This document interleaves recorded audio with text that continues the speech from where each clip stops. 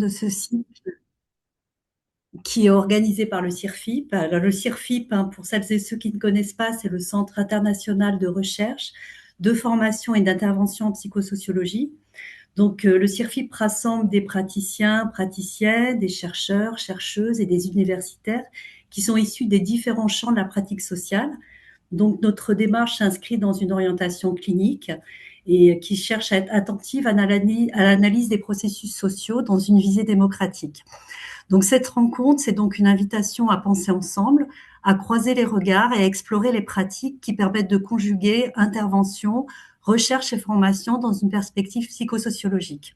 Donc, je vais laisser la parole à Delphine qui va nous expliquer comment va s'organiser cette conférence et je vous souhaite une très belle rencontre. Merci Isabelle. Donc c'est une émotion particulière de vous accueillir ce soir à cette rencontre qui clôt le cycle de conférences 2025 du CIRFIP. Et nous avons proposé pour ce cycle un format un peu renouvelé. Voilà, les conférences du CIRFIP, c'est un rendez-vous historique, mais depuis un an, on organise ces rencontres en ligne pour qu'elles puissent être suivies à distance, en direct, et puis visionnables par la suite sur la chaîne YouTube du CIRFIP. Et force est de constater que ce format les rend effectivement plus accessibles pour un plus grand nombre et donc nous nous en réjouissons. J'en profite pour vous donner quelques éléments techniques avant de laisser la parole à Rosemary Joseph, notre invitée de ce soir, et à Sophie Goutte qui va discuter sa présentation. Donc vous dire que la présentation de Rosemary Joseph sera suivie d'un temps d'échange, mais que vous pouvez sans attendre tout au long de son intervention, au fil de vos pensées, poser vos questions ou faire part de vos réactions par écrit sur le chat qui est symbolisé par l'onglet QR en bas de votre écran. Vous dire aussi que dans l'après-coup de la conférence, si vous souhaitez prendre la parole plutôt que réagir par écrit, vous pourrez vous manifester dans le chat ou en cliquant sur la petite main levée. Et nous pourrons alors vous rétablir le micro pour permettre un échange de vive voix. Et enfin, vous précisez que seule la première partie de la conférence est enregistrée, puisque l'enregistrement est déjà lancé. Et ça signifie surtout que les échanges avec l'auditoire et avec Rosemary Joseph ne seront pas enregistrés, et ce afin que vous puissiez prendre la parole tranquillement. Et donc, dans cette idée de ne pas vous censurer et d'oser venir échanger. Voilà pour les éléments techniques. Et puis, ben, je nous souhaite une bonne rencontre. Et Sophie Rosemirly, je vous passe la parole. Merci Delphine et bonjour à toutes et à tous. Alors depuis juin 2024 et la conférence de Sophie Ami Sultan sur la déconstruction de l'héritage colonial dans les parcours de vie de femmes asiatiques canadiennes descendantes de migrants, nous voilà au travail ensemble pour interroger la façon dont l'histoire héritée du colonialisme peut affecter dans nos activités la prise de parole de l'autre ou notre capacité à écouter, à laisser émerger l'expérience de l'autre.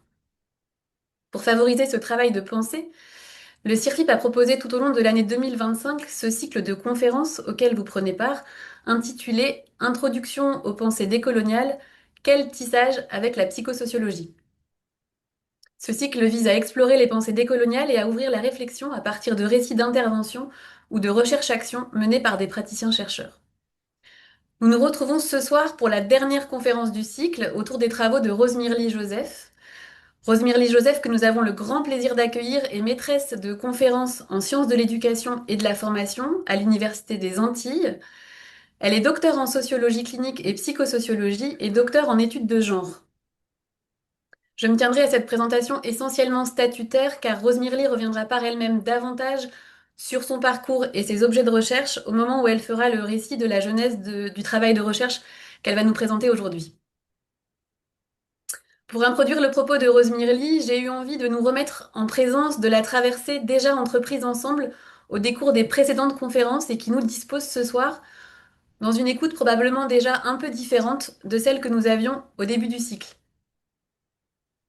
D'emblée, dans la conférence introductive de Selwa Lust-Boulbina, elle nous a mis face au constat d'une double impossibilité.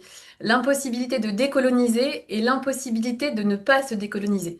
Ainsi, dans la précédente conférence, en octobre dernier, Will Louis a attiré notre regard sur les zones franches en Haïti, zones d'antimonde marquées par l'isolation et la dissimulation, où le sociologue analyse la perpétuation sous l'égide des institutions internationales des rapports d'exploitation coloniaux. Si tant est que nous parvenions à maintenir notre regard sur cet envers obscur de nos modes de production et de consommation actuels, l'impossibilité de décoloniser s'y révèle là de manière criante. Mais Selwa Lust-Boulbina a largement attiré notre attention sur le fait que dans les plis, les replis, les faux plis de l'histoire, la colonialité toujours agissante, bien souvent, n'est pas accessible d'emblée au premier regard. À ce titre, la seconde conférence du cycle, celle de Jamal Lamrani, a été très éclairante. Nous invitant à le suivre dans une intervention psychosociologique au sein d'un grand groupe industriel, Jamal nous a montré combien son écoute singulière de la colonialité du travail a pu se révéler féconde pour soutenir les acteurs dans l'élaboration d'une sortie de crise, via la conscientisation des assignations réciproques, mais aussi pour soutenir les acteurs dans l'élaboration d'une analyse critique des modes d'organisation du travail qui surdéterminaient l'impasse relationnelle dans laquelle ils se trouvaient. Sortir de l'impasse de l'étroitesse coloniale qui nie l'être humain, passer du monde clos à l'univers infini, reprenait Selwa Lust-Boulbina, c'est bien là pour elle la visée du projet de décolonisation des savoirs. Décoloniser les savoirs est une pratique relationnelle qui induit l'ouverture à d'autres points de vue, d'autres perspectives. C'est une voie que nous avons tenté d'emprunter en juin en suivant Patricia Guerrero Morales au Chili dans sa pratique d'atelier de broderie politique avec des femmes. Dans la tradition d'une écriture subversive au fil et à l'aiguille, Patricia nous a ainsi introduit à une praxis décoloniale qui articule mémoire, soins communautaires et action politique pour soutenir l'émergence de nouveaux récits. Fondés sur des modes de production de connaissances ancestraux issus du monde andin, ces dispositifs sont porteurs de renversements épistémologiques puissants qui entrent en écho avec les réflexions que nous développons, nous psychosociologues, sur la construction d'un savoir clinique. Accompagnement versus expertise, réciprocité versus extraction, transformation mutuelle versus objectivation, savoir incarné versus théorie désincarnée. Ce soir, c'est donc avec une conscience un peu plus précise de la nécessité de nous amplifier à la dimension du monde, pour reprendre l'expression de Chamoiseau, que nous nous apprêtons à suivre Rose Mirly Joseph au sein d'une association francilienne dispensant des cours de français langue d'intégration, où elle a mené une recherche-action portant sur le soutien à la parentalité auprès des mères migrantes. Rose Mirly nous offre ici ce soir l'opportunité d'ouvrir le champ passionnant des langues et de la traduction. Je lui laisse la parole. Très bonne conférence à tous et à toutes. Merci Sophie, et je vous remercie de m'avoir donné l'opportunité donc de participer à ce cycle de conférences sur un sujet qui m'intéresse particulièrement. En tout cas, aujourd'hui, je vais donc vous introduire un travail que j'ai mené dans le cadre d'une recherche postdoctorale dans une association en France, une association qui offrait des formations sociolinguistiques à des personnes migrantes et des personnes primo-arrivantes qui venaient juste d'arriver en France. Il s'agissait donc d'un projet de recherche, de formation et d'intervention sur la parentalité en migration, sur les enjeux transgénérationnels et sur l'éducation interculturelle. Et ce projet, je l'ai mené de février 2023 à janvier 2024. J'ai proposé dans le cadre de ce projet des entretiens individuels aux bénévoles de cette association, mais j'ai aussi effectué des entretiens en groupe avec les bénéficiaires, donc ces personnes qui étaient là dans l'association, qui venaient et bénéficier, entre guillemets, des services de formation linguistique proposés par l'association dans le cadre des politiques de formation euh, aux Français, des FLI, formation français langue d'intégration. Et donc, il fallait les écouter sur leur rapport à cette formation sociolinguistique, mais aussi sur, plus généralement sur leur expérience en tant que parents migrants, des parents qui venaient un peu de toutes parts, hein. À la première réunion, j'ai fait une rencontre avec des personnes qui venaient de 11 pays différents à la première réunion. Et à la deuxième réunion, j'avais recensé 10 nationalités différentes. J'ai co-construit un dispositif d'intervention qui visait à donner la parole à ces personnes allophones, c'est-à-dire qui ne parlent pas, qui n'ont pas forcément le français comme langue première. Et l'idée, c'était aussi de leur donner la parole dans une perspective clinique et intersectionnelle. intersectionnel parce qu'il s'agissait d'articuler les rapports sociaux de sexe, donc le genre, les rapports de classe, hein, tenir compte des inégalités sociales, les rapports de race, tenir compte du fait qu'il ne s'agit pas forcément de personnes blanches tout le temps. Et il y a pas mal de personnes qui sont à la fois racisantes et racisées dans l'association, pas mal de personnes arabes et tout, personnes d'Afrique subsaharienne ou d'Afrique du Nord. Et il y avait vraiment un grand mélange. Et donc la dimension raciale, hein, raciste ou euh, interethnique était importante à regarder. Et puis, il fallait aussi regarder les rapports nord-sud, les rapports entre les pays du nord et les pays du sud, les pays du sud ou des sud, qui sont donc les pays d'émigration. Ces femmes viennent d'ailleurs des pays qu'elles ont essayé de quitter pour essayer d'éviter pas mal de problèmes sociaux. Et elles sont accueillies en France. Ouais, voilà, je ne sais pas si on va parler d'accueil, mais elles sont en France, dans un pays dit du Nord. Donc, les rapports Nord-Sud que j'ai beaucoup travaillé dans le cadre de mes recherches sont en plein dans, sont représentés, s'expriment concrètement dans les faits migratoires et je pouvais donc les observer dans le cadre de de ces groupes. Et puis donc, les rapports coloniaux, hein, on parle beaucoup on parle hein, d'approche post-coloniale, décoloniale, mais la question de la colonialité est bien sûr au cœur de ces rapports entre les pays du Nord et les pays du Sud. Et donc, qu'on est là pour ça, donc, quelle pensée décoloniale j'ai pu développer dans cette recherche, mais de manière générale dans mes recherches. En fait, je j'ai envie, hein, hier j'y réfléchissais encore, je me dis, mais peut-être que j'ai surtout développé d'abord une pensée haïtienne. Une pensée haïtienne, bon, parce que je suis haïtienne, j'ai vécu en Haïti jusqu'à l'âge de 24 ans, et avant de venir à Paris, et en même temps, quand on est être haïtien ou haïtienne, ça veut dire quelque chose. Haïti, c'est le premier pays noir, où un peuple noir a accédé à l'indépendance. C'était en 1804, on appelle ça la première République noire. Les gens disent ça avec beaucoup de fierté, mais en réalité, ça veut dire quelque chose. Ça veut dire qu'on a été donc les premiers à sortir de la colonisation, à faire la guerre et à mettre le colonisateur à l'extérieur. Et comme ça date de 1804, on est très loin par rapport à la période qu'on va appeler la période de décolonisation, qui va avoir lieu vraiment très tard pour d'autres pays du monde.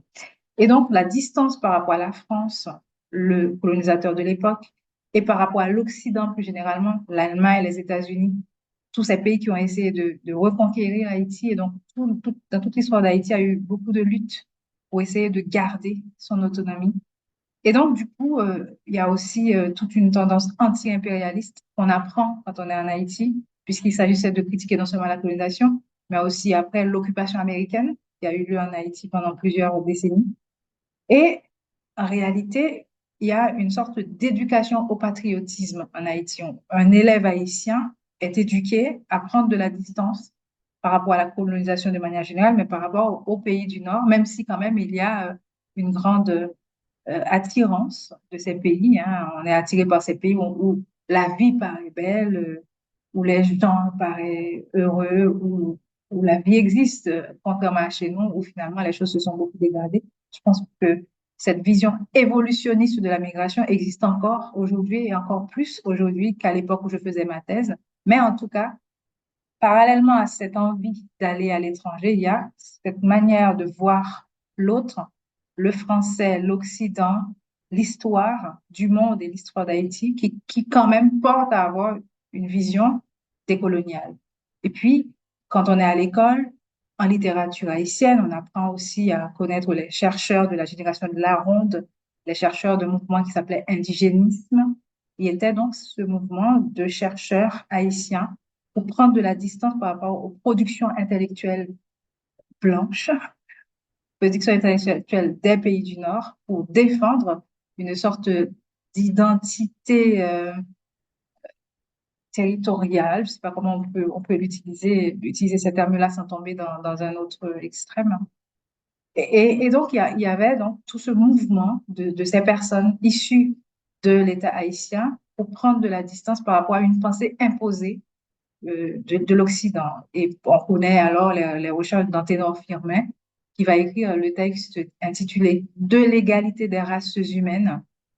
Et là, il répond à un certain Arthur Gobineau, qui a écrit De l'inégalité des races humaines. Et ce chercheur haïtien, Anténor Firmin, va faire toute une thèse, beaucoup de recherches pour démontrer à Arthur Gobineau qu'il n'y a pas d'inégalité de race. Et d'ailleurs, ce même Arthur Gobineau va être critiqué par des chercheuses comme Colette Guillaumet, qu'on connaît beaucoup, c'est une grande féministe française, qui a travaillé aussi sur le racisme en critiquant donc ce Gobineau. Mais c'est vrai que je trouve que la pensée de Firmin, que nous respectons en Haïti, même si nous ne l'étudions pas en profondeur, et bien cette pensée-là, je trouve qu'elle aurait pu être plus visibilisée dans le monde. Et puis, il y a Jean Price Mars, qui est très connu, qui critique donc ce qu'il appelle le bovarisme collectif, qui est donc une tendance à faire comme la France, comme le blanc, comme l'ancien colon. Et donc, l'idée, c'était de faire autrement et de puiser en nous ce qu'on peut produire nous-mêmes et pas reprendre ce qui est produit ailleurs, sachant qu'en réalité, la pensée intellectuelle en Haïti a été produite aussi. Celle qui est connue a été régulièrement produite par des personnes qui ont fait des études à l'étranger, en France en particulier. Donc, il y a beaucoup de personnes qu'on a étudiées dans la littérature haïtienne qui avaient fait le petit séminaire Collège Saint-Martial, qui était un collège très réputé en Haïti, et après, ils sont allés continuer leurs études en France, qui ont fait leur doctorat en France, d'où mon idée aussi quand même. J'ai été très jeune investie de l'idée d'avoir un doctorat S-lettres. Mon papa voulait que j'aie un doctorat S-lettres, mais en plus de ce projet paternel, on va dire, il y avait l'idée aussi que toutes les personnes que j'ai appris à respecter à l'école, dans les livres, c'est des personnes qui avaient aussi un doctorat et qui l'avaient fait en France. Et donc voilà, moi, ça aurait été plus simple pour moi d'aller étudier au Canada. J'avais une bourse si je le faisais. Mais finalement, je suis venue en France. Donc ça, on pourrait poser beaucoup de questions par rapport à ça. Donc ça, c'est les chercheurs haïtiens. Et puis rapidement, on apprend à aimer Frantz Fanon. J'ai lu aussi Albert Memmi sur le discours du colonisateur, du colonisé, etc., qui m'a paru très intéressant. Et toute la pensée dite de la négritude va avoir un impact très intéressant en Haïti. Et personnellement, j'ai un rapport particulier à Césaire, dont j'ai lu presque toute l'œuvre et que j'ai eu la chance aussi de rencontrer personnellement en Martinique quand j'avais 17 ans. Donc, j'ai participé à un concours national que mon équipe avait gagné. On était 4 jeunes de 16 et 17 ans à partir d'Haïti pour aller en Martinique. Et donc là, je suis allée en Martinique. On a été accueillis par l'un des responsables du PPM à l'époque et qui était proche de Césaire. Donc, il nous a emmenés visiter l'hôtel de ville, rencontrer le maire de l'époque, Aimé Césaire, qui était déjà assez âgé, postillonnait, je me rappelle. Mais c'était extraordinaire. Et donc, il nous a dédicacé le discours sur le colonialisme. Pour moi, à l'époque, c'était qu'un livre et Césaire, c'était juste, c'était, voilà. Et pourtant, après, j'ai compris ce que c'était, en fait, que cette rencontre-là, c'était pas une rencontre quelconque, c'était vraiment quelqu'un que je venais de rencontrer, quelqu'un de plus extraordinaire encore que ce que je pensais. Et à l'époque, par exemple, il nous parlait de son livre La tragédie du roi Christophe et nous, qu'il a écrit sur Haïti. Et il y a un seul d'entre nous qui savait, qui connaissait ce livre-là. Donc nous, en fait, on était face à un monument qu'on pouvait à peine découvrir, mais après, dans l'après-coup, j'ai pu comprendre ce que ce geste représentait. Et j'ai lu donc le discours sur le colonialisme avec tous les autres textes de Césaire et j'ai vu un peu ce que ça apportait en fait à ma formation. Au jour d'aujourd'hui, j'oublie beaucoup de tout ça, mais je me rappelle qu'à l'époque de ma thèse, je m'inspirais un peu de ça. Et donc, petit à petit, j'ai construit donc ce rapport au monde.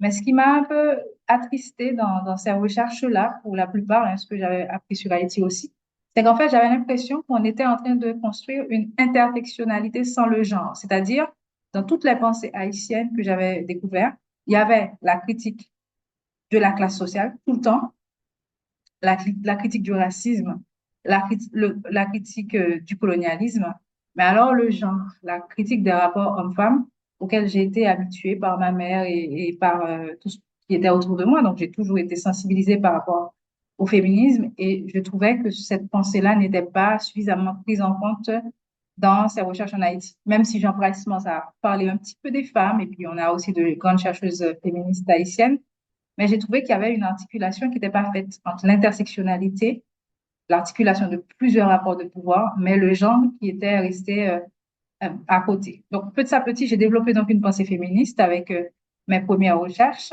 en me fondant sur ce qu'apportaient à l'époque les féministes haïtiennes. Il y a encore un ministère à la condition féminine et aux droits des femmes et plusieurs associations féministes en Haïti qui produisent quand même de la connaissance sur ces choses.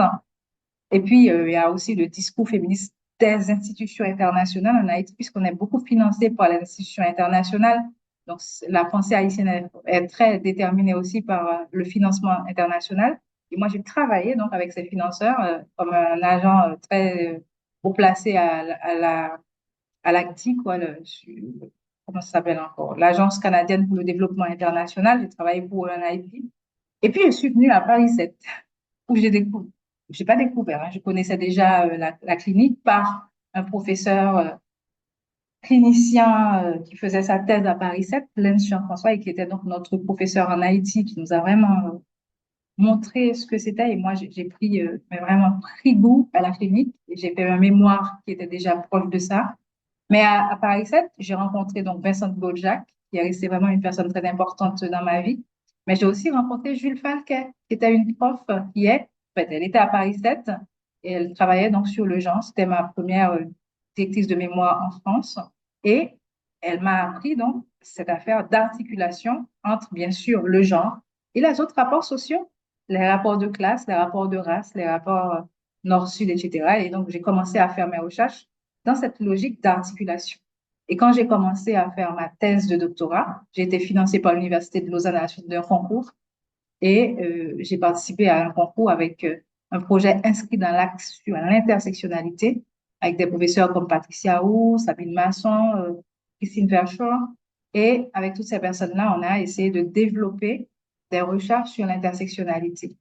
Il y a une bonne collègue à l'époque, Laetitia Dechauffour d'ailleurs, qui va produire un document, un article, Introduction au féminisme postcolonial, qui va vraiment m'ouvrir les yeux sur quand même pas mal, en fait, sur les pensées coloniales, mais prise par le prisme du féminisme.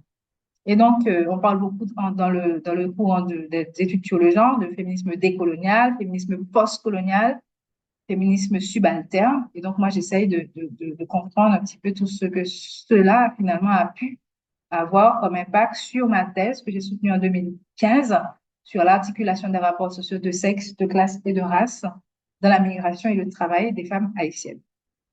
Aujourd'hui, donc, je suis maîtresse de conférence en Guadeloupe. Ce n'est pas rien pour moi parce que quand même, on est quand même dans ce pays où la question de la colonialité se pose encore, ou du moins se discute encore, et où dans mon laboratoire, par exemple, on travaille beaucoup sur le contexte. Et quand il travaille sur le contexte, l'idée, c'est de tenir compte des effets de contexte. Ça veut dire ce que le contexte fait, par exemple, au rapport d'apprentissage. Ouais, en sciences de l'éducation, par exemple, on parle d'effet maître. Effet maître, ça veut dire c'est ce qui, dans la relation avec le professeur, va déterminer, par exemple, la réussite des élèves. Genre, l'élève réussit, mais aussi, c'est un peu par rapport à ce professeur-là. Et donc, l'effet de contexte, c'est de dire, ben oui, on apprend comme ça, mais c'est aussi par rapport à ce contexte-là. Et l'idée, c'est toujours de tenir compte du contexte, donc de tenir compte de ce contexte ultramarin, ces pays d'outre-mer, et, euh, et d'autres mers aussi, comme on pourrait dire. Et en fait, ça me ramène toujours à la même volonté de tenir compte des personnes, de leur place dans les rapports sociaux, avec une attention particulière pour les plus faibles, les personnes qui ne sont pas, voilà, qui ne sont pas très bien placées dans les rapports sociaux intersectionnels. Et donc, tout ça, je le développe aussi avec une approche clinique. Une approche clinique qui consiste donc, comme vous le savez, à aller au plus près du vécu, et j'aime bien ajouter, et de la parole des personnes, dans une démarche de co-construction du savoir. C'est de ça qu'on va surtout parler aujourd'hui, et dans une perspective émancipatrice. Donc, clinique j'ai particulièrement développé avec la sociologie clinique. Il y a quelques caractéristiques que je vais rappeler rapidement. L'articulation des différentes échelles, macro-sociologiques, méso-sociologiques, micro-sociologiques, la pluridisciplinarité, la prise en charge de la subjectivité dans l'effort d'objectivation, la reconnaissance de l'intersubjectivité, la relation entre les personnes chercheuses et les personnes interrogées dans la production du savoir. Cette relation de recherche a des impacts sur la production du savoir. L'analyse de l'implication dans la recherche, l'implication des personnes chercheuses dans la recherche, les affaires de transfert, de contre-transfert dans la recherche. Puis la co-construction du savoir entre les chercheurs et les personnes qui sont les sujets de la recherche. La dimension praxéologique qui articule l'intervention et la recherche, et tout ça dans une visée transformatrice. Alors, le dispositif que j'ai pu mettre en place dans ce groupe-là, je ne vais pas forcément beaucoup rester dessus, mais je peux en discuter au niveau des questions, au moment des questions, justement. Mais je veux juste dire qu'à l'époque, je m'étais donné comme objectif de donner la parole à ces personnes-là et que la parole donc, j'ai fait en sorte qu'elle se construise à partir de la trajectoire personnelle et des expériences des participants et participantes. Les rencontres se sont effectuées dans des groupes restreints, qui sont aussi des groupes fermés, qui accueillaient donc à chaque fois les mêmes participants et participantes. Alors ça, c'était plus un projet, parfois il y avait des petits changements à ce niveau-là, mais de manière générale, ce sont plus ou moins les mêmes personnes qui ont participé du début à la fin, en tout cas sur chaque année. Donc il y a la première année où il y avait les mêmes personnes, et puis la deuxième année, il y avait un petit changement, mais voilà. Le dispositif groupal a permis donc des échanges d'expériences et de connaissances, de l'entraide, hein, parce que bon, on avait dit nationalité, etc., mais bon, il y avait eu beaucoup d'entraide pour la traduction notamment, puisque vous voyez bien que les enjeux linguistiques dans un groupe comme ça étaient assez importants. Les échos ou résonances entre les histoires aidaient donc chaque participant ou participante à inscrire son vécu individuel dans les phénomènes sociaux plus généraux comme la migration, la parentalité, le rapport au savoir ou le rapport à la langue, le rapport au français, cette nouvelle langue qu'on apprend. Cette formation d'adulte m'a beaucoup interrogée au niveau de la question de l'émancipation, la visée émancipatrice de la clinique, de la recherche ou de l'intervention clinique, comme par exemple la question de la remise en cause de la verticalité et de la hiérarchisation dans la pédagogie, puisqu'il s'agit d'une formation. On est donc dans les sciences de l'éducation et de la formation, et même carrément dans une forme d'éducation populaire. Et alors, comment dépasser la question de la verticalité, de la hiérarchisation dans la pédagogie, si on est dans des différences, euh, dans des différences comme ça entre la personne qui anime et les personnes qui participent avec le français comme la langue à apprendre, la langue imposée, la langue de la personne qui anime, quoi. Et donc de moi. Tout d'un coup, j'étais devenue la représentante du français, alors qu'en réalité, je ne me considère pas non plus comme étant parfaitement francophone. Je me dis plus créolophone et plutôt bilingue, quoi. Donc, ça m'a posé aussi des questions sur la valorisation des pratiques dites actives ou participatives, et à plusieurs niveaux. Au niveau de la parole, vous voyez, la clinique valorise la parole des personnes, y compris des personnes défavorisées. En tout cas, moi, j'ai essayé toujours de mettre au centre les personnes défavorisées. Ces personnes-là sont aussi mises au centre de la pédagogie radicale, par exemple. Mais la question, c'était donc comment donner la parole à ces personnes qui ne maîtrisent pas la langue, le français, ou bien le langage des formateurs et formatrices. Moi, je parle français, mais je suis chercheuse. J'ai un doctorat et un doctorat dans deux domaines différents.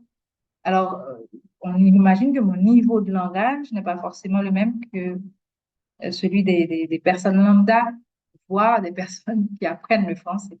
Comment donc impliquer ces personnes dans une co-construction du savoir, comme la co-construction du savoir étudiée par des cliniciens comme Rodaï Roche, Jacques Réau.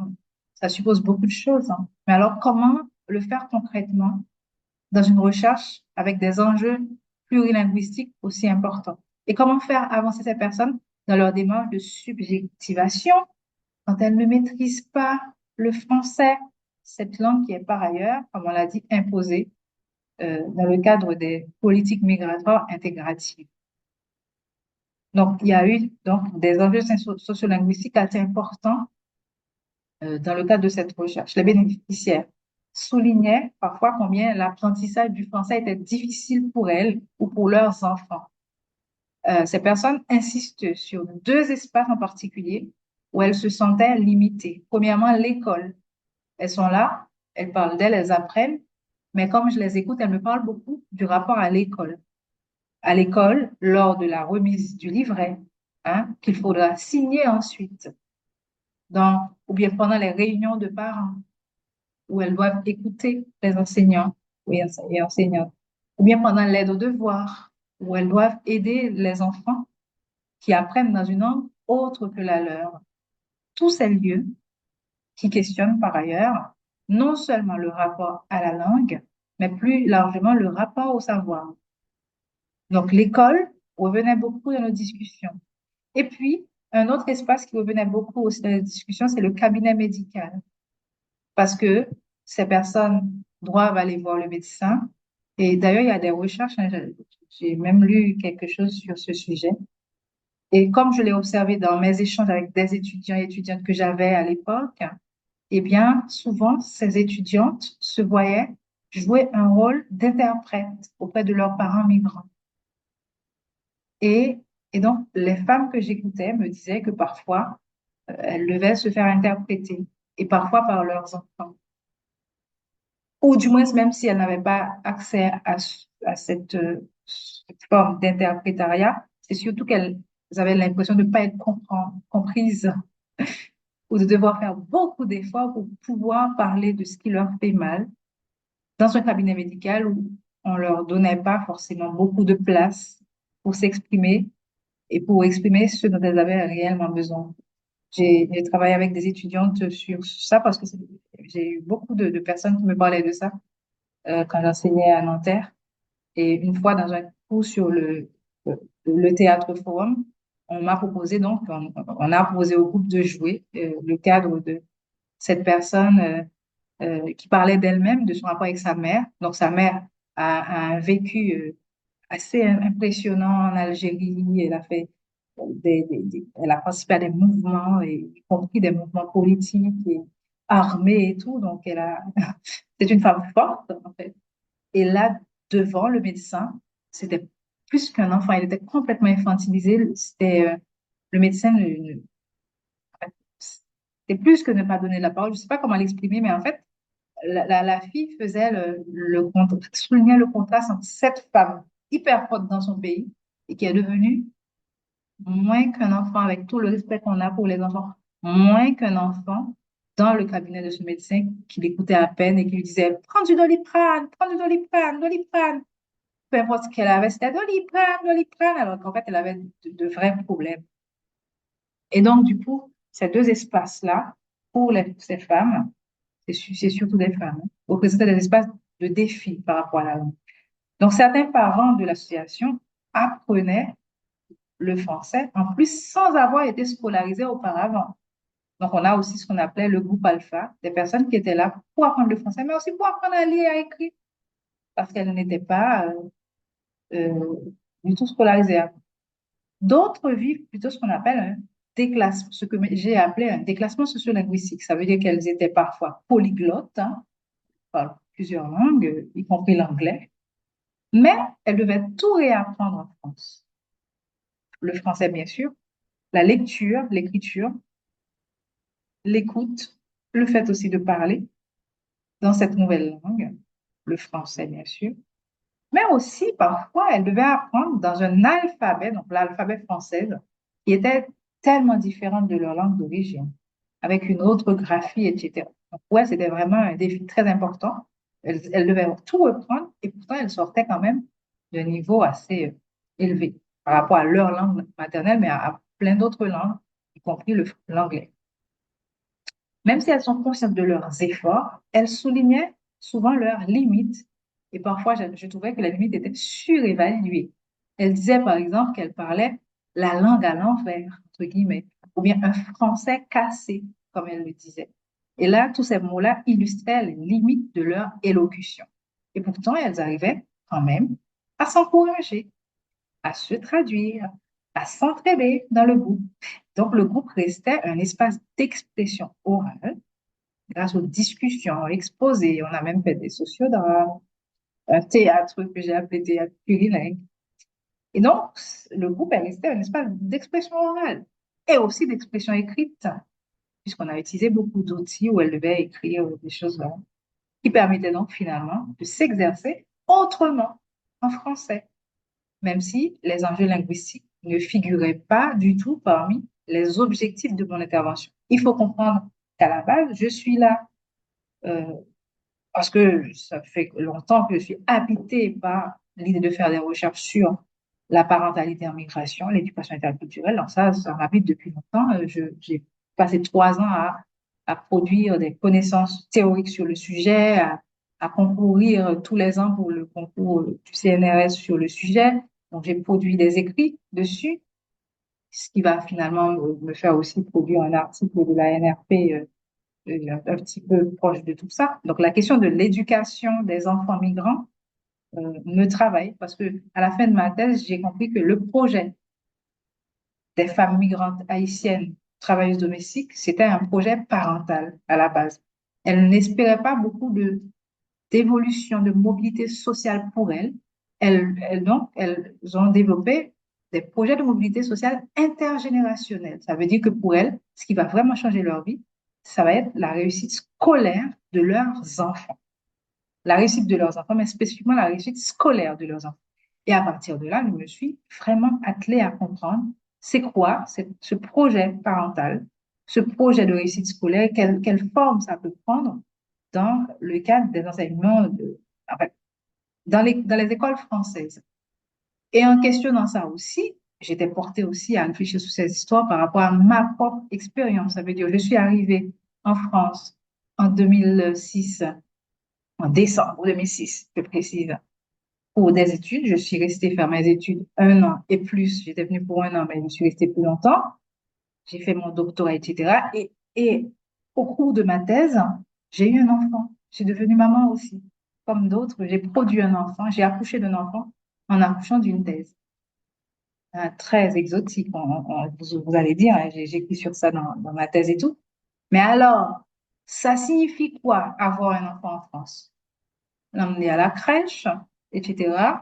Et j'ai élevé seule mon enfant pendant ses 4 premières années en France, loin bien sûr de son père, mais aussi de tout cadre familial. Je suis seule dans ce pays. Et je me rends compte qu'en devenant mère aussi, on n'est plus étudiant en France. Vous voyez, tous les étudiants restent à Paris dans leur vie, etc. Et il y a beaucoup d'étudiantes aussi que je fréquentais à Paris, celles qui sont reparties hein, en Amérique latine, etc. Je me suis vraiment retrouvée seule en France avec cet enfant qui m'a fait beaucoup de bien, heureusement, mais c'était compliqué. Et entre-temps, je soutiens ma thèse. Je suis devenue enseignante à terre à Paris 7 pendant 2 ans. J'avance dans ma vie. J'avance dans ma compréhension de la société française. Sauf qu'en fait, je me rends compte que être parent en France et dialoguer avec l'école française, qui n'est pas mon école d'origine, c'est un réel défi. Et donc, en réalité, je produis cette recherche-là que je propose à cette association comme par hasard, comme ça, et qui est acceptée. Donc, ça répond à la demande de l'association, hein, comme on demande un, mais ça répond aussi à une préoccupation personnelle que j'avais depuis des années et que j'ai gardée et que j'ai transformée justement en recherche. Et donc, finalement, je suis donc dans cette recherche auprès de ces personnes-là, à la fois la personne qui porte la recherche, la personne qui propose des cours à ces migrantes-là, mais sur des sujets qui me concernent un peu, même si elles ne me concernent pas complètement, puisque au jour où je fais la recherche, je ne suis pas une personne migrante allophone. Je ne l'ai jamais été. En France, j'ai toujours été haïtienne et donc francophone, quelque part. Francophone non française, comme j'aime le souligner, avec donc des limitations au niveau de la langue, etc., mais quand même francophone. Et en même temps, je suis quand même migrante et c'est quand même une autre école. Ouais, donc c'est un peu compliqué, je ne vais pas rester uniquement sur ça, mais vous comprenez bien qu'il y a donc tous ces enjeux-là dans les rapports que j'ai avec ces participants. Et donc, je me retrouve à leur proposer des cours, pas des cours, hein, alors à discuter avec elles dans un espace sur la parentalité en migration l'éducation interculturelle, alors qu'en réalité, elles ne sont là que pour apprendre le français. C'est des gens qui viennent pour apprendre le français, mais qui sont dans une association dont les responsables ont euh, dealé avec moi pour me permettre de faire un projet qui me tient à cœur et ce qui leur permet aussi de répondre à des propositions de la CAF de soutien à la parentalité. Vous voyez, la CAF fait du soutien à la parentalité. Et donc, les gens utilisent donc ma recherche pour justifier un projet de soutien à la parentalité auprès de personnes qui ne sont là que pour apprendre le français. Même si cette association n'offre pas que des cours de français, mais offre quand même pas mal de choses. Donc, elles ne sont pas complètement instrumentalisées, mais elles ne sont pas là pour ça non plus. Et pourtant, petit à petit, on va négocier pas mal de choses. Je pense que l'association a déjà négocié pas mal de choses avec elles pour faire plus que des cours de français. Par exemple, des fois, ces personnes font des visites à la Tour Eiffel, font plein de choses quand même, de- d'autres activités plus conviviales. Mais là, elles sont dans une salle de cours, parfois juste après le cours de français. Je discute avec elles, mais là, on ne parle pas de français, on parle de parentalité avec des outils qui facilitent la participation de tout le monde, mais qui peuvent aussi parfois générer de la résistance.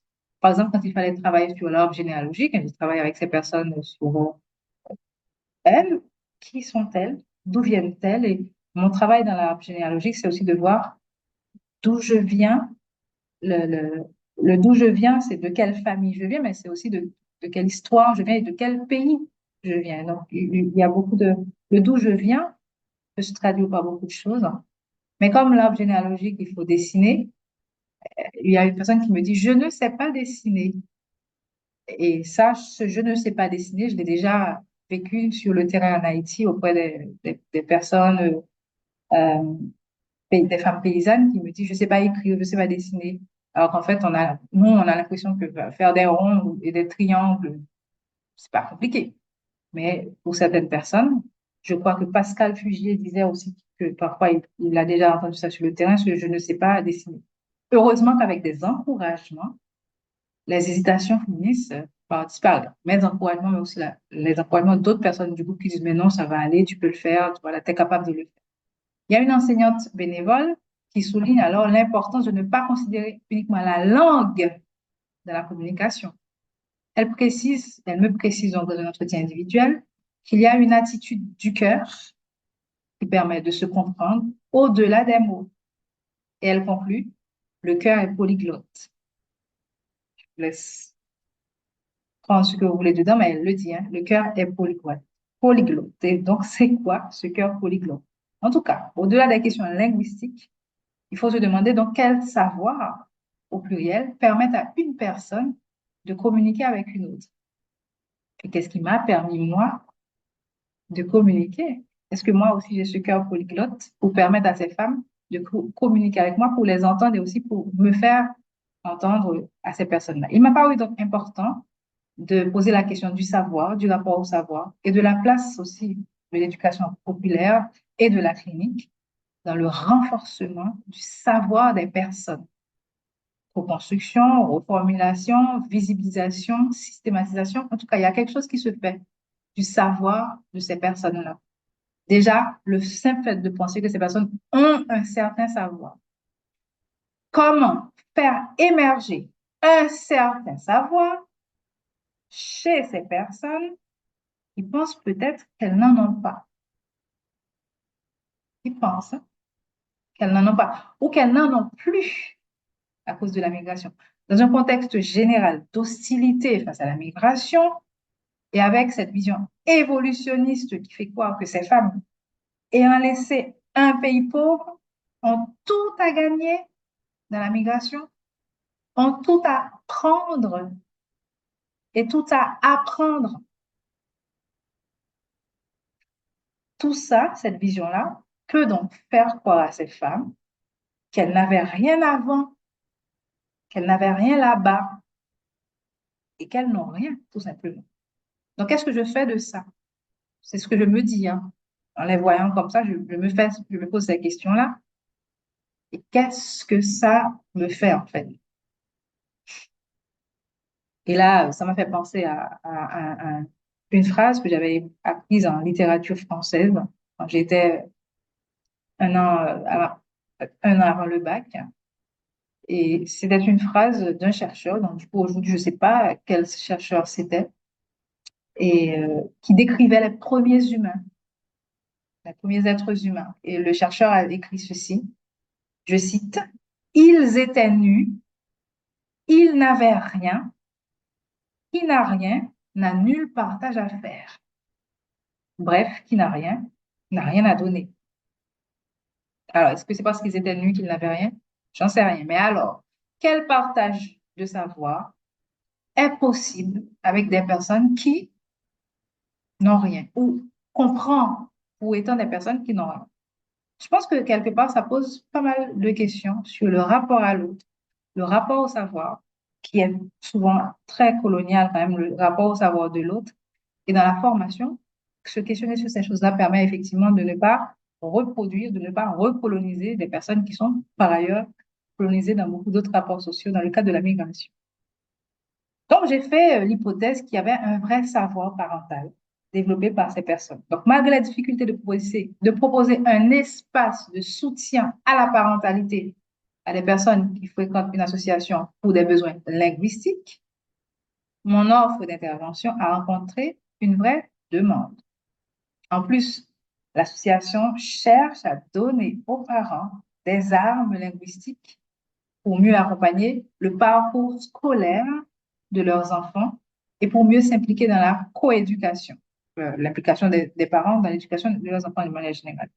Sauf que moi, en guise de soutien à la parentalité, comme le veut la CAF, j'ai proposé ce que j'ai appelé finalement des groupes d'analyse de pratiques parentales, les GAPP, des groupes d'analyse de pratiques parentales qui permettaient ou qui devaient permettre d'analyser la vie quotidienne des personnes, parents, dans leurs interactions avec leurs enfants, enfants qui vivaient en France ou ailleurs, permettant d'étudier les pratiques, les stratégies et les questionnements de ces personnes, sans compter leur effort de subjectivation, etc.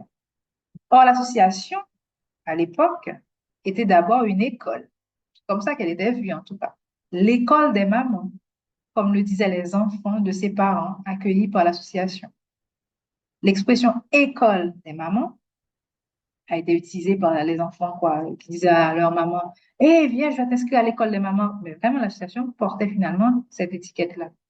Sauf qu'avec cette expression-là, école des mamans, on est forcé à considérer le type de pédagogie qui est utilisé et surtout le type aussi de rapport de co-construction pour utiliser dans ces cadres-là, ces cours de langue.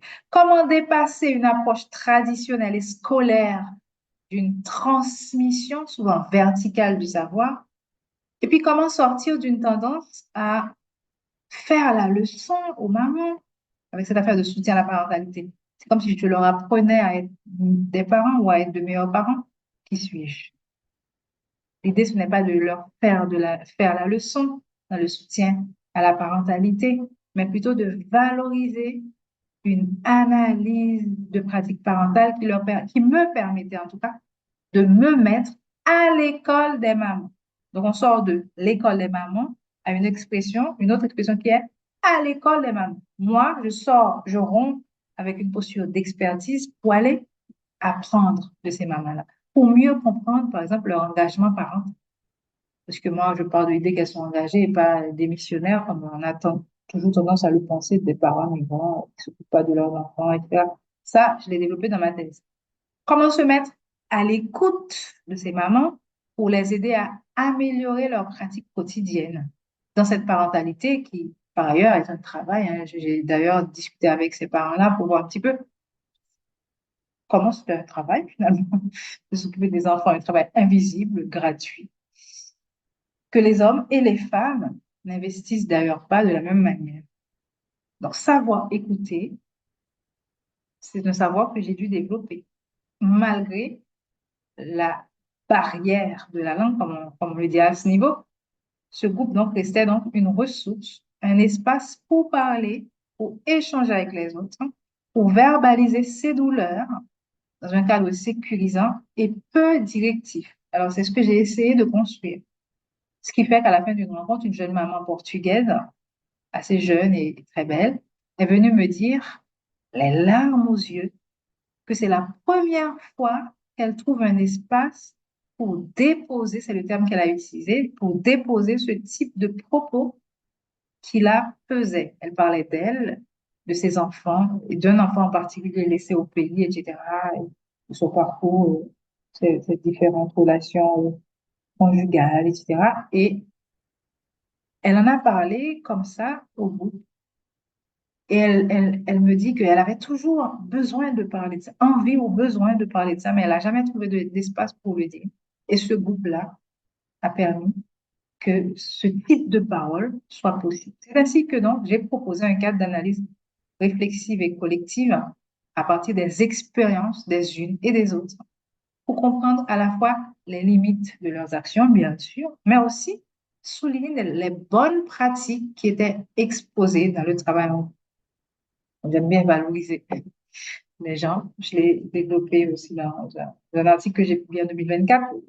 En fait, je me donne cet objectif dans mes recherches, de valoriser euh, les personnes que j'écoute. Des fois, les gens racontent les choses et ne prennent pas la mesure de comment c'est extraordinaire, ou du moins prennent peut-être la mesure, mais ne le disent pas. Et moi, mon travail aussi, c'est de leur dire, waouh, ça, ce que vous faites là, ce que vous dites là, c'est extraordinaire. Voilà ce que ça m'apporte, voilà ce que ça m'apprend. Et j'ai beaucoup fait ça dans le cadre de mes recherches. J'ai utilisé différents outils méthodologiques expérimentés par ailleurs dans mes recherches et interventions antérieures, comme je vous ai dit, comme l'arbre généalogique.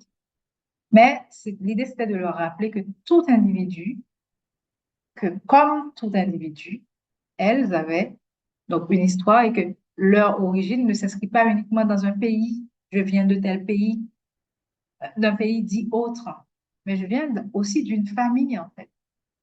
Et que cette famille d'origine instruit aussi sur les modèles parentaux ainsi que les processus de subversion, de reproduction, de transmission intergénérationnelle.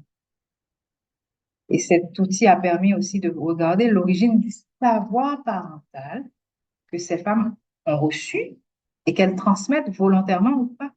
Une participante un jour a dit, quand je caresse mon fils, je réfléchis que maman me caresse. C'est-à-dire, je pense à ma maman qui me caresse. Là, je reprends ces mots, quand je caresse mon fils, je réfléchis que maman me caresse.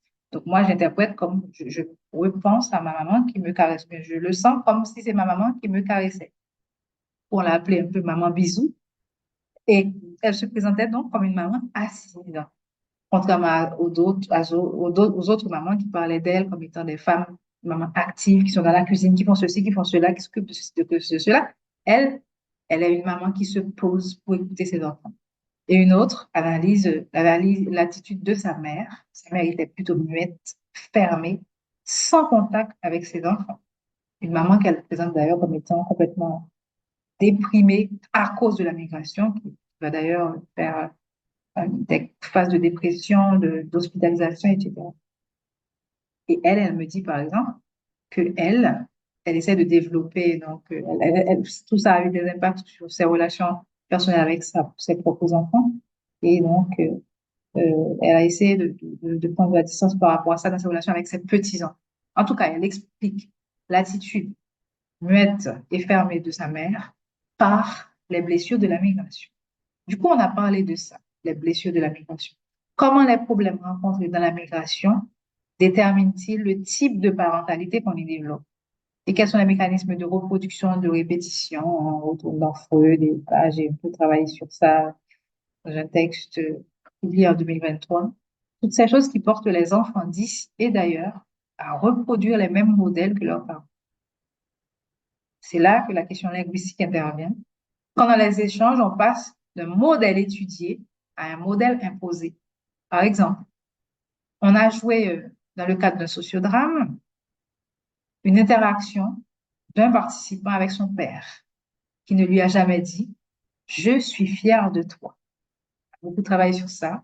Et quelques séances plus tard, cette phrase «Je suis fier de toi», débattue par le groupe, est revenue dans la discussion par une bénévole qui termine, en fait, une bénévole qui a voulu participer donc dans les groupes, et elle a terminé son récit en disant, je suis fière de ma famille. Très bien. Elle assume son rôle aussi d'enseignante en ajoutant, et c'est là que j'étais pas très contente, mais elle l'a fait comme ça, en ajoutant d'une manière qui me paraissait donc trop directive, personne n'a honte de sa famille, n'est-ce pas? Et les personnes qui exposaient ensuite ont toutes conclu leur histoire par je suis fière de ma famille. Et je me suis dit, mais attends, mais si elle n'avait pas lancé ce truc dans le groupe, tout le monde n'aurait pas fait ça. Mais bon, c'est aussi des enjeux, des risques qu'on prend. C'est-à-dire, c'est des risques parce qu'on donne la parole, mais la parole n'est pas euh, également distribuée. Elle peut pas être occupée de la même manière. Et effectivement, selon le niveau linguistique qu'on a, on l'accapare d'une manière ou d'une autre. Et selon le pouvoir dont on sait qu'on est doté, on se permet de faire la leçon. Le groupe n'étant pas homogène face au rapport à la langue et au rapport au savoir, c'est difficile d'éviter certains biais de participation. Et du coup, je me suis posé des questions. Est-ce que j'ai vraiment réussi à donner la parole à ces personnes qui ne maîtrisent pas encore le français? Et à quel type de parole elles avaient vraiment droit? Pour exprimer quelles pensées? Est-ce qu'elles avaient le droit d'aller à contre-courant face à certaines idées sur la parentalité ou sur la famille? Est-ce qu'elles pouvaient parler pleinement de leurs rêves de parents, de leurs projets, des situations d'échec vécues? Par exemple, il y a eu beaucoup de récits de réussite des enfants. Oh, mes enfants, ils travaillent bien, ils sont ingénieurs, ma fille vient de finir son master, parce que bon, parmi ces personnes, il y en a qui viennent d'arriver, mais il y en a aussi qui sont là depuis des années, mais qui n'ont pas vécu, qui ont vécu justement, entre guillemets, de manière fermée dans leur communauté, qui n'ont pas pu vraiment développer ce français, euh, qu'on finit par imposer d'ailleurs pour que l'intégration soit plénière. Mais j'ai vu, en tout cas, j'ai rencontré des femmes qui sont là depuis longtemps, mais qui finalement ont toujours parlé dans une autre langue et viennent maintenant donc en cours pour apprendre le français, ou du moins pour se rassurer par rapport à leur niveau de français. Et ces femmes-là, justement, parlent de leurs enfants en disant que leurs enfants ont bien réussi, etc. Donc, le projet parental, qui est très étudié par des personnes comme, bien sûr, Max Pagès, Freud, Vincent Goldjack, est donc très important pour ces parents qui sont socialement déclassés, professionnellement déclassés, qui avaient un statut dans leur pays et qui ont perdu ce statut-là dans la migration. Et donc, j'ai souligné combien la réussite scolaire était au cœur de leur projet. Mais alors, qu'est-ce qui se passe quand les enfants échouent? Est-ce que ces femmes avaient le droit de parler d'enfants qui échouent dans ces groupes? Est-ce que le groupe était suffisamment accueillant pour contenir des échecs? En tout cas, on a écouté les femmes sur des souffrances d'enfants harcelés, rejetés, méprisés, l'enfant qui pleure en rentrant, qui n'a pas d'amis, qu'on n'aime pas parce qu'il parle à la langue. Mais alors, des enfants qui échouent à ce projet. Ouais, je me rappelle qu'il y a un monsieur qui parlait d'une fille sur laquelle il mettait beaucoup de pression et finalement qui a réussi dans la vie, mais qui n'a pas forcément beaucoup réussi à l'école. Mais de manière générale, les histoires d'échecs, les récits d'échecs n'ont pas vraiment apparu dans les ce que j'ai vu aussi dans d'autres groupes, mais c'est une autre question. Lorsque, par exemple, les enfants sont en situation de handicap ou présentent des difficultés d'apprentissage ou de comportement, quelle place reste-t-il donc à ces enfants, leur subjectivation? Ce processus donc qui pourrait aider chaque enfant à devenir sujet de ses études ou de sa migration et pas uniquement de simples projets, des grands projets parentaux. En tout cas, ça, c'est une question que je me pose encore au début de mes nouvelles recherches euh, euh, en Guadeloupe.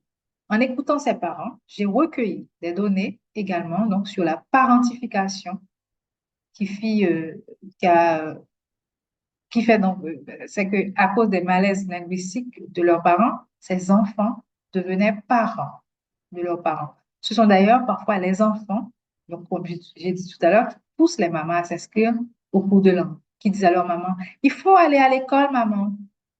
Les femmes donc discutent des mécanismes de camouflage qu'elles mettent en place pour dissimuler leurs carences, cacher leurs incapacités à leurs enfants, celles qui ne savent pas lire, qui ne savent pas forcément signer, qui signent mal, qui lisent mais ne lisent pas, quoi. Font semblant de lire et de comprendre les mots de la maîtresse, mais ne comprennent pas. Donc, on pourrait alors se demander si cette technique-là ne constitue pas un véritable savoir, le savoir camouflé, avec un ER ou avec un E accent aigu, le savoir camouflé. Un savoir qui mériterait d'être posé.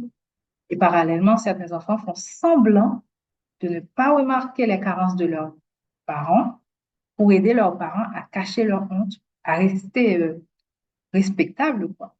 Donc, dans une attitude de respect, ils permettent à leurs parents de rester respectables en faisant comme s'ils ne voyaient pas que les parents étaient limités. Donc, dans ces groupes, il a fallu encourager ces parents qui peuvent donc vivre diverses formes d'illégitimité et dont l'autorité ou la place était parfois menacée. L'idée aussi était de les aider à récupérer leur place, leur dignité, en leur rappelant qu'ils détiennent un certain savoir, le savoir parental. Au lieu de leur dicter des règles, des interdits sur la parentalité, je partais de l'hypothèse que ces parents migrants étaient porteuses d'un véritable savoir parental au cœur même d'un savoir plus vaste, le savoir étranger, le savoir migrant que ces personnes développent et qu'on doit également les aider à systématiser. Comment favoriser l'expression de ce savoir migrant et comment co-construire avec elle ce savoir étranger, bien étrange parfois. Au-delà des enjeux sociolinguistiques, eh bien, ce groupe m'a permis de comprendre effectivement, bien sûr, pas mal de choses sur l'éducation populaire, la pédagogie émancipatrice et citoyenne, mais aussi sur la clinique et sur ce qu'elle peut permettre de visibiliser. Par exemple, est-ce qu'elle peut permettre de visibiliser les compétences langagières? D'ailleurs, j'ai un collègue qui a suivi un étudiant qui a travaillé donc sur ça, c'est des recherches que je découvre ici en Guadeloupe, une personne qui a fait des recherches sur les groupes de FLI, quoi, français langue d'intégration, la formation FLI, et qui montrait par exemple que quand on travaille avec les migrants sur leur parcours biographique, ils apprenaient plus facilement la langue que quand on leur faisait des cours sur la grammaire, etc. Quand les gens parlaient d'eux, il semble qu'ils apprenaient plus facilement la langue que quand ils parlaient, bah, que quand on était dans un cadre classique de formation linguistique. Ça me reviendra, hein, le nom, mais j'oublie. Est-ce qu'il s'appelle pas Beaubrun, par exemple, par hasard? Je vérifie.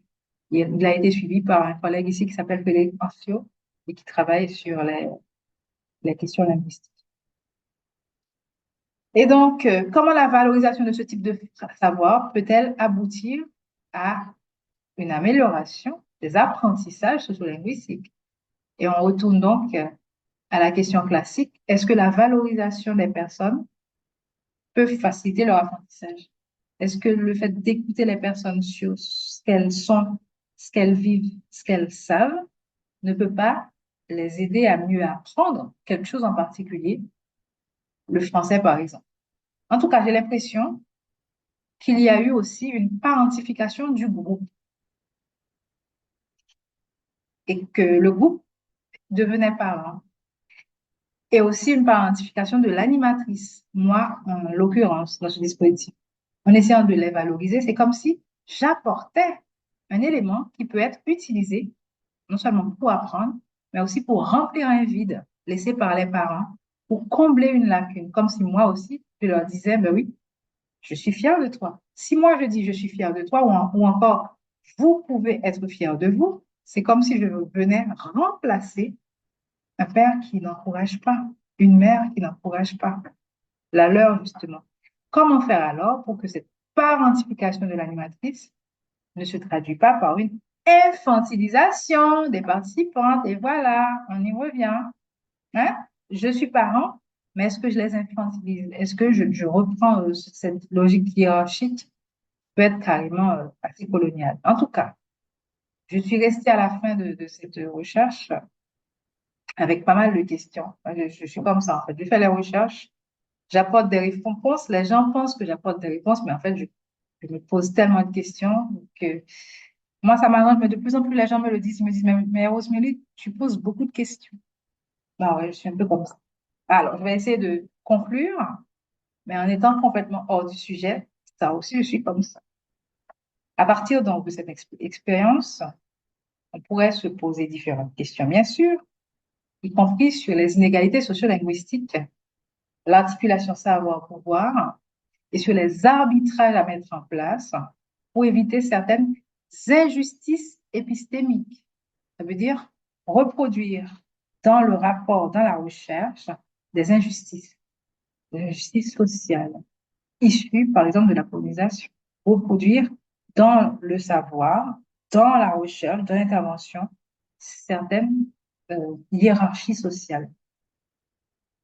J'ai surtout voulu écouter ces femmes, surtout des femmes en général, établir un dialogue, permettre un échange entre ces différents savoirs, le savoir expérientiel de ces femmes, un certain savoir migrant que je partage moi aussi, puisque moi aussi un jour j'ai quitté un pays pour être dans un autre et même que je continue puisque aujourd'hui je suis en Guadeloupe. Et aussi un savoir scientifique pour lequel j'ai été donc recrutée par cette association pour cette recherche. Je n'ai réussi que partiellement finalement dans tout ce que j'avais comme projet dans le cadre de ce groupe, mais je suis quand même assez satisfaite de certains résultats, en tout cas certaines questions que ça a pu me faire poser et que ça a pu aussi après faire poser par les bénévoles de l'association. Donc si je peux me permettre de terminer en faisant référence à un petit cas clinique qui s'est passé lors des dernières scènes observées dans ce groupe. Et dans ce groupe, j'ai proposé ce qu'on pourrait appeler un théâtre plurilingue où trois mères, parlant chacune l'espagnol, le portugais et l'arabe, doivent échanger ensemble, mais chacune dans sa propre langue. Donc, c'est vraiment leur langue, hein. L'une parle l'espagnol, vient de l'Amérique latine, l'autre parle le portugais et une autre parle l'arabe. Je me rappelle plus si c'était l'arabe de l'Algérie ou du Maroc, probablement du Maroc, je crois, mais c'était l'arabe. Et donc, l'idée, c'était qu'elles parlent ensemble, mais chacune dans sa propre langue. Elles ont commencé à faire la scène, et après quelques phrases échangées, la communication semblait impossible. Vous imaginez, sortie d'école, trois mères devant la barrière, attendent que la barrière s'ouvre et parlent ensemble, sauf que chacune parle dans sa langue. Eh bien, vraiment, à ce moment, elles se sont rendues compte que la communication semblait impossible. Donc, l'une d'entre elles a alors commencé à parler en français. Et comme par hasard, c'est une personne qui, quelques minutes avant, avait éclaté en sanglots parce qu'elle trouvait qu'elle n'arrivait pas à dire dans le groupe ce qu'elle avait vraiment envie de dire. Elle était tellement frustrée qu'elle a pleuré.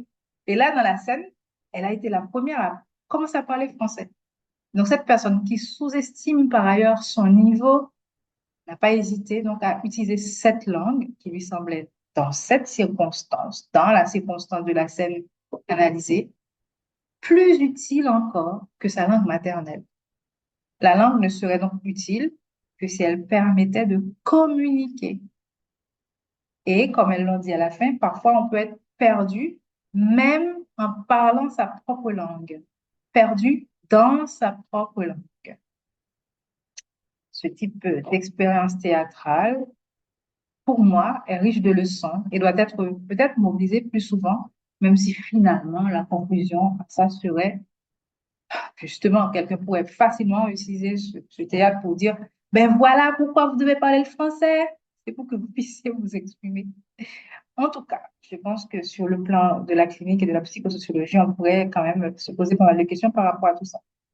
C'est tout ce que j'avais prévu de vous dire aujourd'hui. Je ne sais pas si j'ai respecté le temps, les consignes et tout, mais je suis très ouverte aux questions et commentaires et je vous remercie encore de m'avoir donné la possibilité d'échanger sur ce qui me passionne.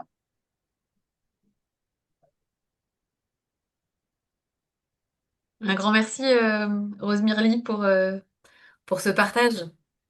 Donc, je reprends la parole brièvement pour ouvrir la discussion avec l'auditoire. Ma modalité sera plutôt celle d'un partage de réflexion d'associations, de réactions. De votre côté, n'hésitez pas à vous manifester dans le chat ou en cliquant sur l'icône de la petite main pour prendre la parole. Delphine et Jamal recueillent déjà les premières interpellations. Euh, alors, quelques réactions là en t'écoutant, Rose Mirly, je pensais aux écrits d'Édouard Glissant pour qui le multilinguisme ne relève pas de la science ou de la maîtrise des langues, mais d'un imaginaire des langues et d'une Absolument. manière finalement de parler sa propre langue de façon ouverte ou fermée. Et j'y pensais quand tu parlais de cette idée du cœur polyglotte. Euh, voilà, quelque chose qui, au-delà de la compétence linguistique, finalement dit d'une disposition relationnelle première pour accueillir l'autre, pour reconnaître en l'autre un interlocuteur désirable. Et, euh, et il me semble que c'est ce qu'on entend quand tu nous parles de ton cadre de recherche au sein duquel s'opère un renversement radical pour le sujet, c'est-à-dire qu'à la personne qui est doublement assignée comme un être, tu disais, n'ayant nul partage à faire, tout à apprendre, tout à apprendre, tout à gagner dans un imaginaire évolutionniste de la migration, comme un être devant apprendre à parler, là en l'occurrence le français, langue d'intégration, dans un imaginaire de la pédagogie verticale infantilisant. Bah, tu opposes dans ton cadre un sujet détenteur d'un savoir migrant, d'un savoir parental, un sujet d'emblée parlant. Et je suis interpellée par l'autorité avec laquelle tu refuses tout interprète au démarrage du projet, l'évidence pour toi du pari de la solidarité interlinguistique, ta conviction qui m'a semblé très intime que ça va prendre, que ce groupe va pouvoir se saisir de lui-même et se mettre à l'ouvrage autour des questions de parentalité. Voilà, et ce, malgré, tu nous disais, près de 11 nationalités différentes, il me semble avoir retenu ce chiffre. Voilà, je me suis dit que dans le cadre que tu institues, la langue n'est pas une barrière et les individus sont d'emblée parlants, reliés. Et j'entends que la pluralité des langues ne constitue pas un obstacle, voire même serait le chemin pour le groupe. Voilà, et je me demande qu'est-ce qui t'appartient singulièrement ici. Alors, tu faisais, enfin, tu dis partager toi aussi un savoir migrant. Est-ce que tu dirais que c'est à cet endroit que se logerait cette compétence singulière, ce parti pris là dans le dispositif que tu institues, presque tout à fait naturellement? Euh, voilà, pourrais-tu repréciser peut-être ce que tu entends par savoir migrant, savoir étranger? Euh, Si tu arrives à en donner une définition plus circonscrite, voilà, je trouverais ça intéressant. Et puis pour continuer d'ouvrir, j'avais un questionnement sur le plan de la clinique groupale. Je serais curieuse d'explorer davantage avec toi comment ça s'est tissé au sein du groupe, comment se sont construits les étayages réciproques entre les participants. Comment s'installe progressivement l'activité de traduction réciproque? Est-ce que le groupe se nomme ce qu'il est en train de mettre en place pour échanger? Est-ce que toi, tu induis des choses? Voilà, et tu l'as évoqué rapidement quant à l'intervention d'une bénévole. Je me demandais si en tant qu'animatrice du groupe, tu as été mobilisée dans une fonction de régulation et à quels endroits spécifiques. Voilà.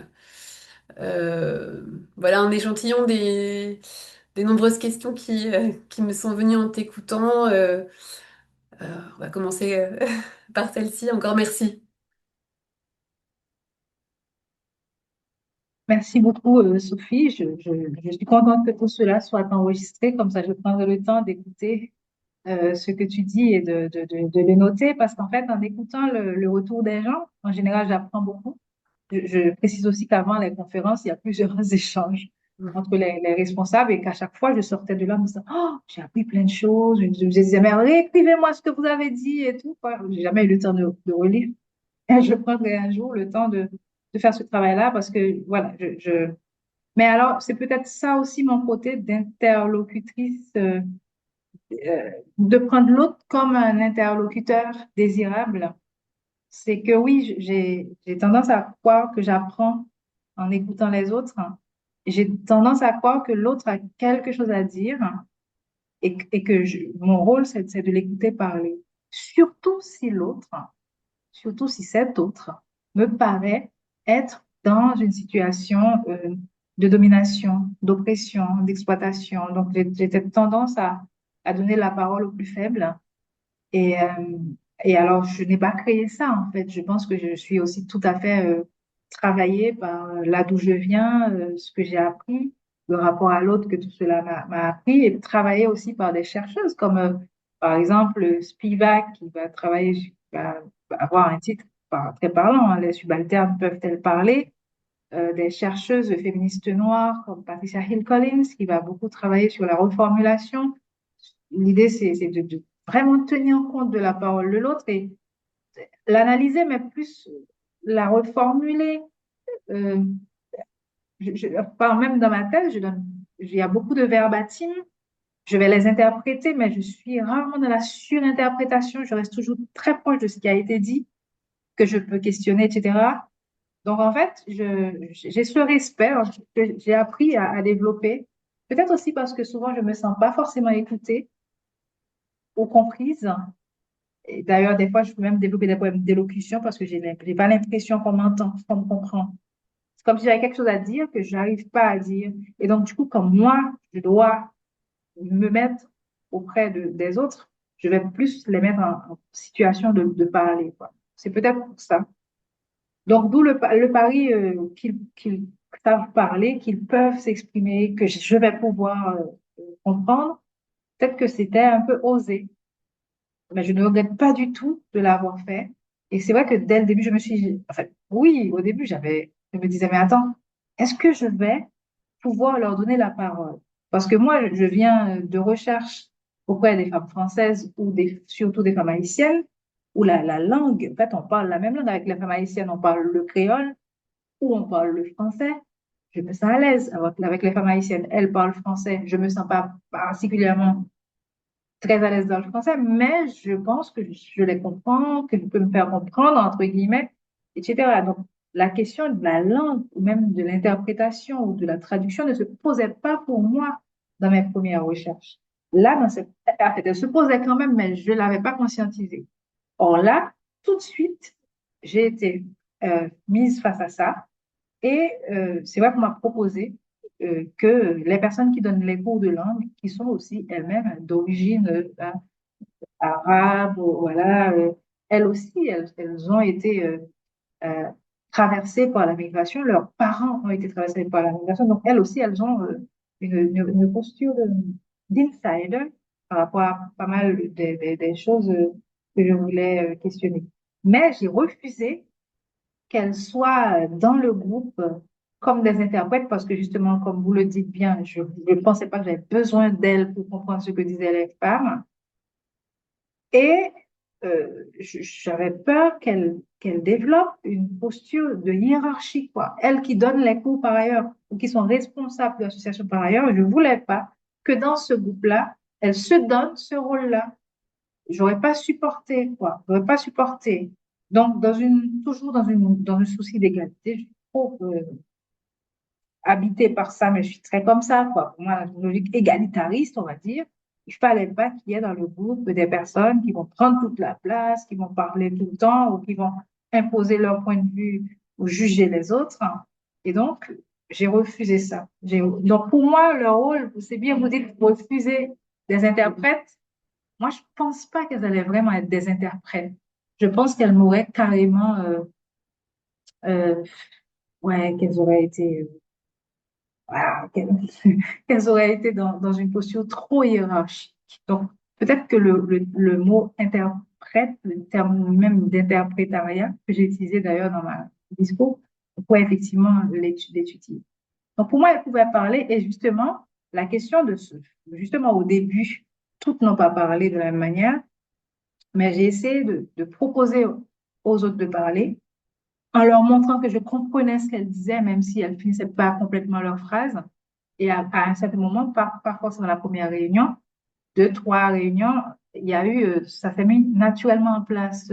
Une parle à sa copine et l'autre traduit ce que sa copine dit. Et là, je me suis dit, mais voilà, elles peuvent aussi s'interpréter entre elles.